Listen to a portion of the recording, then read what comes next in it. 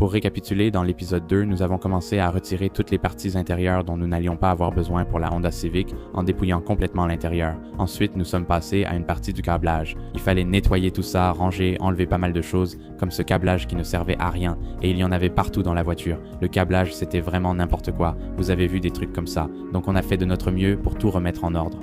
Ensuite, on a commencé à retirer d'autres pièces inutiles dont on n'aurait pas besoin, comme le moteur de soufflerie et le radiateur de chauffage, et bien sûr, on a aussi enlevé le tableau de bord pour pouvoir accéder à tout ça. Au final, on s'est retrouvé avec un sacré tas, un vrai bazar, mais on a bien avancé. Alors, on va passer directement à la vidéo d'aujourd'hui. Bienvenue dans l'épisode 3 de le projet de Civic EG Turbo 3 portes à petit budget. On va remorquer cette voiture jusqu'à Trash State Motorsports.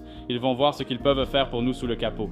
Justin de Blue Line Towing vient d'arriver. Il va nous filer un coup de main pour remorquer la voiture là-bas. On en a pour environ 1 heure de route. Allez, c'est parti.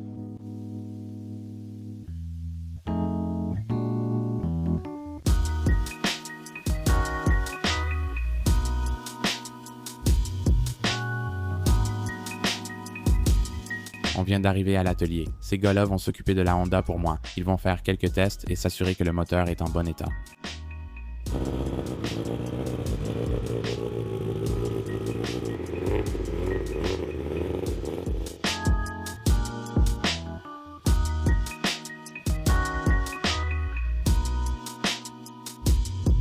Un peu de temps a passé, la voiture est prête et tout va bien. Après des tests de compression et d'étanchéité, le moteur semble en bon état. Avec ces informations, maintenant on peut rentrer à la maison et travailler dessus l'esprit tranquille, en sachant qu'il n'explosera pas dès qu'on mettra un peu de pression de suralimentation. Donc on va le ramener à la maison. On a encore fait appel aux gars de Blue Line Towing. Ils vont nous aider à amener la voiture au nouveau garage pour qu'on puisse commencer à travailler dessus.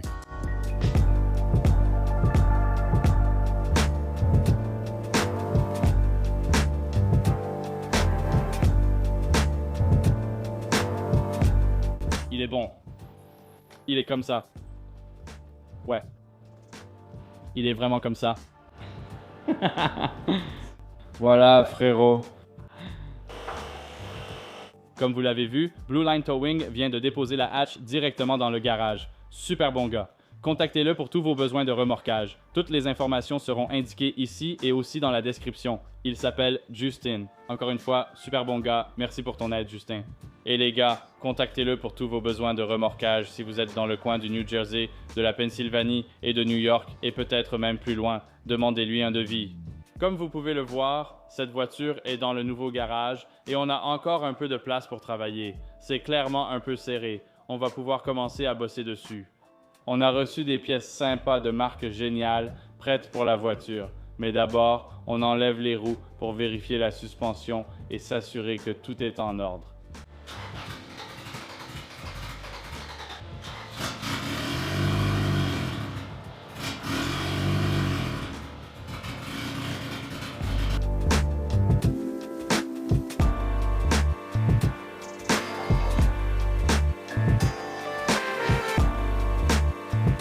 Ne faites pas attention, il y a un petit changement de programme. Les cannelures, je n'ai pas ce type, ce sont des cannelures inversées. Je n'ai jamais vu un écrou de roue comme ça avant, donc je dois aller acheter ce kit. On fera ça plus tard dans la vidéo. J'ai arraché, comme vous le voyez, une partie du joint d'étanchéité ici, juste derrière le tableau de bord.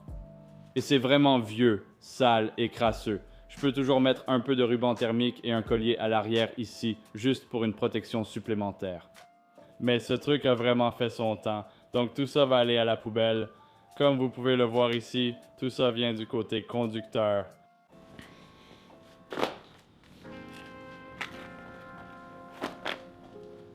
Le tableau de bord a bonne allure, il reste quelques détails à régler avant de tout remettre en place. Je cherche un tableau de bord, je ne sais pas ce que j'avais en tête avec l'autre. Le couper en deux. Parfois, on a une idée. Ça ne se passe pas comme prévu. Mais je vais voir si je peux trouver un tableau de bord complet et le remettre en place, juste avec le tableau de bord. De cette façon, je pourrais remettre le bloc d'instruments et arranger ça, nettoyer un peu le câblage là-dedans. Alors, passons à l'étape suivante.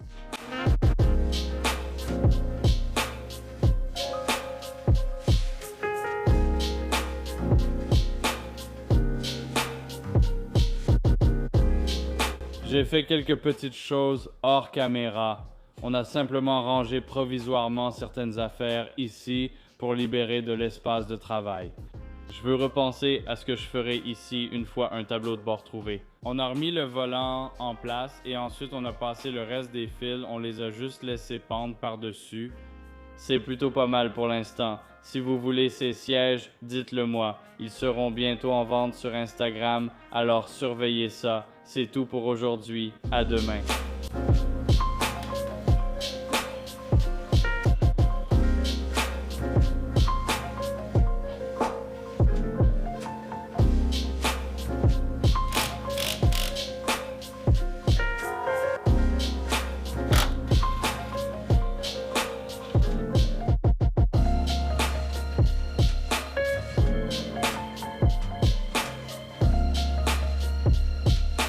Mais les gars, regardez la différence entre ces combinés filetés. Les Raceland sont neufs, vont abaisser la voiture comme je veux et ont fière allure.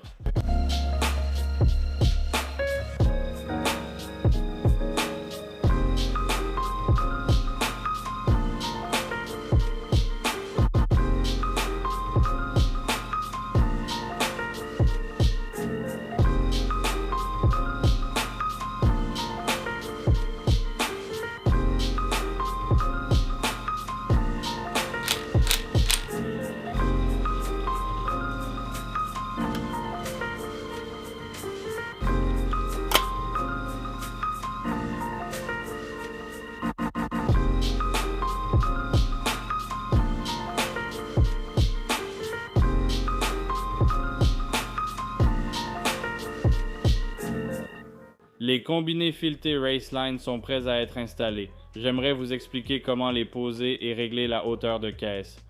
À chaque fois, je dois littéralement tout réapprendre, alors ne me demandez pas de conseils. De nombreuses vidéos peuvent vous aider.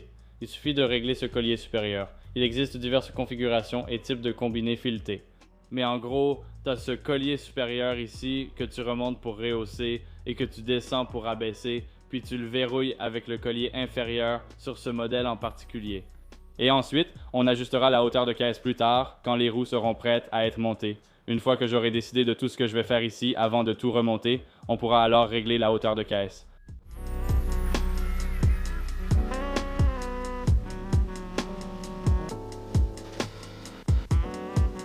Comme tu l'as vu, la suspension est installée, tout est bien fixé et prêt.